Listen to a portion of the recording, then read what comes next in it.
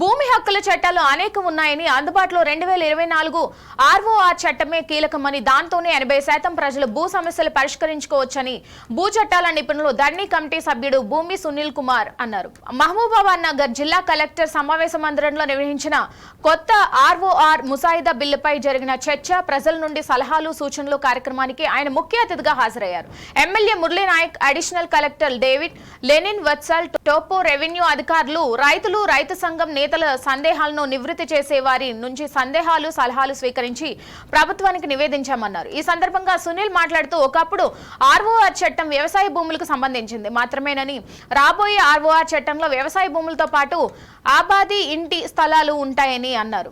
భూమి నుంచి ఏ లాభం పొందాలన్న హక్కుల రికార్డు కీలకమని, ధరణిలో ఉన్న తప్పులను సవరించుకుంటూ ధరణిని హక్కుల రికార్డుగా కొనసాగించడానికి అవకాశం ఉందన్నారు. మీకు నాకు ఎలాంటి తేడాలు లేకుండా ప్రతి వాళ్ళకి ఈ జీవితంలో ఇది పనికొచ్చే చట్టం, దీని కింద హక్కుల రికార్డు చేయించుకోవాల్సిన అవసరం ఏర్పడే చట్టం కాబట్టి ఎంత చర్చ జరిగితే అంత మంచిది.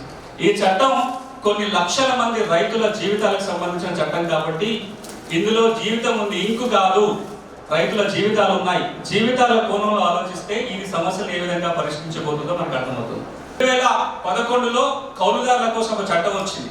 అప్పుడు కాంగ్రెస్ ప్రభుత్వం రఘువీరారెడ్డి గారు రెవెన్యూ మంత్రిగా ఉన్నప్పుడు ఎల్ఈసి కార్డుల చట్టం అంటాం, రుణ అర్హత కార్డుల చట్టం అని, అధీకృత సాగుదారుల చట్టం పేరు, లైసెన్స్ కల్టివేటర్స్ యాక్ట్ పేరుతోటి కౌలుదారులకి గుర్తింపు కార్డులు ఇవ్వడం కోసం ఒక చట్టం వచ్చింది. ఆ చట్టం వచ్చినప్పుడు కూడా ఇట్లాగే మండల స్థాయిలో, జిల్లా స్థాయిలో, రాష్ట్ర స్థాయిలో మీటింగ్లు పెట్టి అభిప్రాయాలు తీసుకొని వాళ్ళ అభిప్రాయాల ఆధారంగా అసెంబ్లీలో చట్టమైంది. ఈ రోజు కూడా చాలా ఉపయుక్తంగా ఉంది ఆ చట్టం. ఒక మాట చెప్పాలి, ఇదేదో గాలిలోంచి ఊడిపడిన ముసాయిదా కాదు. ఈ ముసాయిదా కనుక చట్టం అయితే తెలంగాణకి 5వ ఆర్ఓఆర్ చట్టం అవుతుంది. ఈ 5వ ఆర్ఓఆర్ చట్టం అవుతుంది. గడిచిన 4 ఆర్ఓఆర్ చట్టాల అనుభవాలను దృష్టిలో పెట్టుకొని ఈ ముసాయిదా రూపొందింది. 1936, 1948, 1971, 2020, ఇప్పుడు ఇది వస్తే 2024 ఆర్ఓఆర్ యాక్ట్. 48 డిస్ప్లే చేయడం జరుగుతుంది. బ్రీఫ్గా అంటే పూర్తిగా కాకుండా సూక్ష్మంగా బుల్లెట్ పాయింట్స్ లాగా చెప్పడం జరుగుతుంది. ఆ తర్వాత మనం ఈ సబ్జెక్ట్ లో మనకి వెళ్ళడం జరుగుతుంది. ఓన్లీ సూచనలు మాత్రమే చేస్తే బాగుంటుంది అనేది ఆలోచన గవర్నమెంట్ కూడా సూచనలే కోరుతుంది. కాబట్టి గౌరవ ఆర్డీఓ తొర్రూరు గారిని వేదికని అలంకరించారు.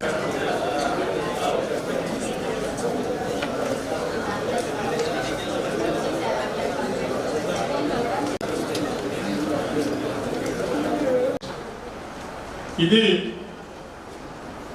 మొత్తం మన తెలంగాణ రాష్ట్రానికి మొత్తానికి వర్తిస్తుంది ఈ చట్టం. నోటిఫికేషన్ ద్వారా ఇప్పటికప్పుడు ఏ తేదీలో అయితే అమల్లోకి వస్తుంది అనేది మనకు తర్వాత చూడడం జరుగుతుంది. నెక్స్ట్ రికార్డ్ పరంగా ఉన్న రైతులకు సేద్యం సార్, మీరు గమనించాలి సార్. మేము అభ్యర్థిస్తున్నాం, మీకు ఆదేశిస్తాను, మీకు సూచన ఉండగా నేను కూడా అతనితో డిస్కషన్స్లో పాల్గొంచుకున్నాను. చాలామందికి తెలియని విషయం ఏమిటంటే, గతంలో ఉన్న పట్టాదారు పాస్ పుస్తకాలు కానీ, ఇప్పుడు ఇవ్వబోయే కొత్త పాస్ పుస్తకాలు ఏమైనా ఇస్తే అవి కానీ ఏమి కూడా చట్టపరంగా కోర్టుల్లో టైటిల్ గ్యారెంటీ కానే కాదు. అతనికి సంపూర్ణమైనటువంటి హక్కులను దగలపరిచే విధంగా ఈ చట్టం రూపొందించవల్ల అల్టిమేట్గా ఆ టైటిల్